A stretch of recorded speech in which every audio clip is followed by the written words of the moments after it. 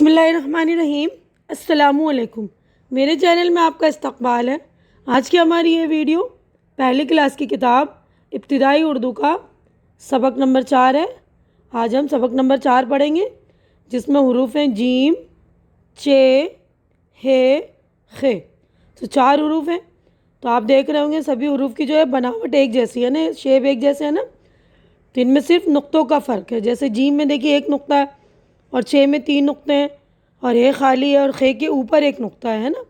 तो देखिए इसको बनाते हैं इस तरह। जीम पहले नीचे से शुरू करेंगे, हल्का सा नीचे ये लिया, फिर यूँ करके फिर ये गोल कर देंगे हम इस तरह, और नुक्ता एक डाल देंगे जीम।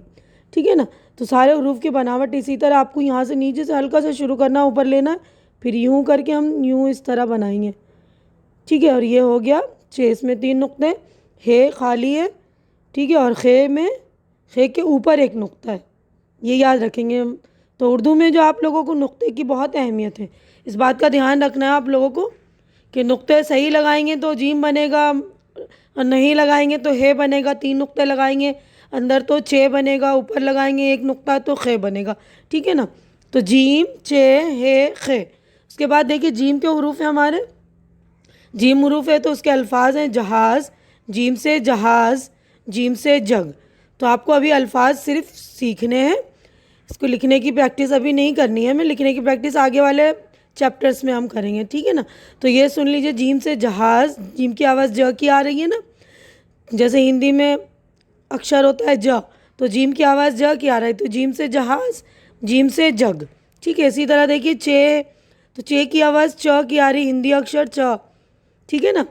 चे से चिड़िया, चे से चांद। ठीक है। उसके बाद हे की आवाज़ हिंदी अक्षर के ह की आ रही है ना। तो उसके बाद देखिए हे से हलवाई, ये हलवा, ये मिठाई वगैरह बनाते हैं उसको बोलते हैं हलवाई। और हे से हौज़, तो हम मुसलमान लोग मस्जिद में जाते हैं तो हौज़ होता है ना, वहाँ वज़ू करके नमाज़ पढ़ते हैं। उसके बाद देखिए हमारा हुरूफ है खे, तो खे की आवाज़ ख की, हिंदी अक्षर में ख होता है ना, लेकिन उर्दू में ख थोड़ा सा हम हलक से पढ़ते हैं ख। खे से खरबूजा, खे से खरगोश। ठीक है ना। तो हिंदी की भी आप लोग आवाज़ पहचान लीजिएगा कि कौन से हुरूफ की आवाज़ कैसी होती है। ठीक है ना। तो सारे अल्फाज आप लोग अच्छी तरह से याद कर पाएंगे। अब आगे बढ़ते हैं अगले सफ़े पर हम। अब देखिए जीम के साथ हमें अलिफ मिलाना है। तो जीम जो है हमने बनाना सीखा ना पीछे। अब आधी जीम इस तरह बनेगी, आधी जीम ये बन गई। इसी के साथ हमें अलिफ मिलाना है, यानी हमें हाथ उठाना नहीं। जब हम पेंसिल से बनाएंगे तो ये ऐसे आधी जीम, उसके साथ ही ऊपर ले जाकर जीम अलिफ जा। तो ये जीम अलिफ जा के अल्फाज हैं जीम अलिफ जा, नून साकिन जान। नून वाला हुरूफ भी हमने पढ़ लिया है पिछले चैप्टर में, है ना। तो हम ये जो है हुरूफ जो है मतलब तरतीबवार नहीं, सिलसिलेवार नहीं सीख रहे हैं, यानी लाइन से नहीं सीख रहे हैं। जो हुरूफ के एक ग्रुप के हुरूफ हैं वो सीख रहे हैं हम। तो ये एक ग्रुप का ही है ना, सारे हुरूफ की शेप एक जैसी, तो इसको एक ग्रुप का ही हुरूफ बोलते हैं। जैसे जीम, चे, एक, चारों की शेप एक जैसी है ना, एक जैसी बनावट है, तो इसको जीम वाले ग्रुप का हुरूफ बोलेंगे। ठीक है ना। तो हमने इससे पहले नून भी सीख लिया है। तो यहाँ पर देखिए जीम अलिफ नून जान, चे अलिफ टे चाट, खे अलिफ नून खान, जीम अलिफ पे अलिफ नून जापान, बे अलिफ बा, जीम अलिफ जा बाजा, बे अलिफ जीम छोटी ये। इससे पहले मैंने पढ़ा दिया है ना, छोटी ये भी समझा दिया कि छोटी ये जब लफ्ज़ों के बीच में आखिर में हो गए तो उसकी आवाज़ ई की आएगी। तो देखिए यहाँ पर बाजी, बे अलिफ बा, जीम ये जी बाजी, लेकिन ये बड़ी है और छोटी ये दोनों की अपनी आवाज़ य की है। ठीक है ना।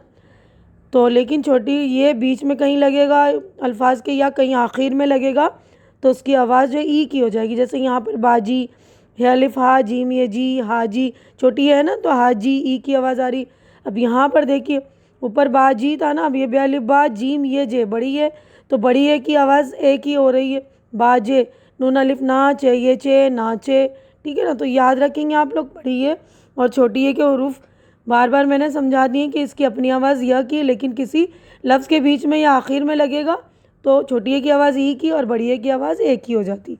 अब आगे बढ़ते हैं हम। देखिए अलिफ मदा, जीम आज, ते अलिफ ता, जीम ताज, नून अलिफ ना, जीम चे नाच, बे छोटी है, इसमें देखिए नीचे ये छोटी ज़ेर बना है, इसका मतलब इसकी आवाज़ ई की आएगी। तो बे छोटी है, जीम बीज, बे छोटी ये चे बीच, तो ये बीज बीच। अब उसके बाद जीना, जीम छोटी ये नून अलिफ ना जीना। चे छोटी ये नून चीन, चे छोटी ये नून ये नी चीनी। जीम छोटी ये पे जीप। चे अलिफ चा बे ये बी चाबी, नून ये नी चे अलिफ चा नीचा। अब देखिए जीम ये बे जेब, ये जेब है। अब इसको जीब नहीं पढ़ेंगे, जेब, ठीक है ना। अब ये देखिए बे छोटी, छोटी ये नहीं, इसमें बड़ी है, बे बड़ी है, और चे बेच। ऊपर हमने पढ़ा था ना, ये देखिए यहाँ पर ये बीच है और ये बेच, देखिए दोनों सेम बना हुआ है, इसमें बस हुरूफ का फ़र्क है ना, छोटी है और बड़ी है का। तो ये हो गया, ये देखिए ये बीच और ये बेच। उसके बाद हमारे छोटे छोटे जो है जुमले हैं, देखिए अलिफ मदा नून अलिफ ना आना, जिम अलिफ जा नून अलिफ ना जाना आना जाना, नून अलिफ ना नाना, जिम अलिफ जा नून अलिफ ना जाना नाना जाना।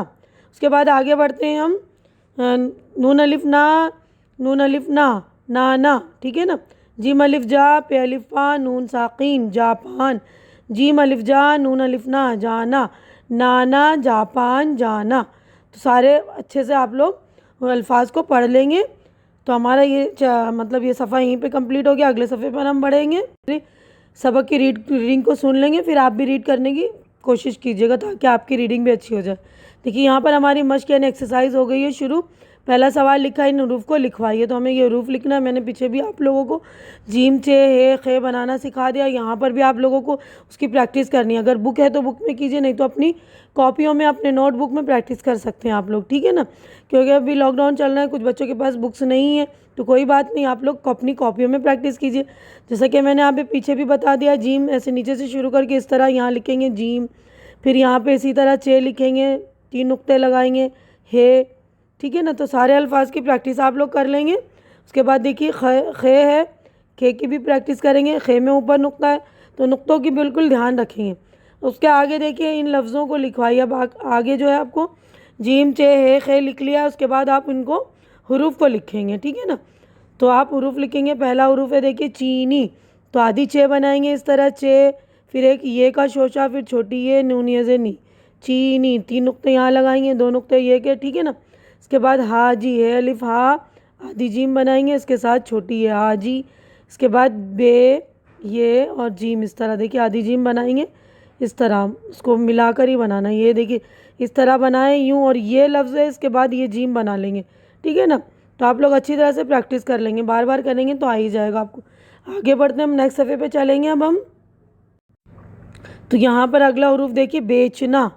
अभी बे का एक शोशा बनाया, फिर ये का, फिर चे का, देखिए चे इस तरह बनेगा, फिर नून अलिफ ना बेचना।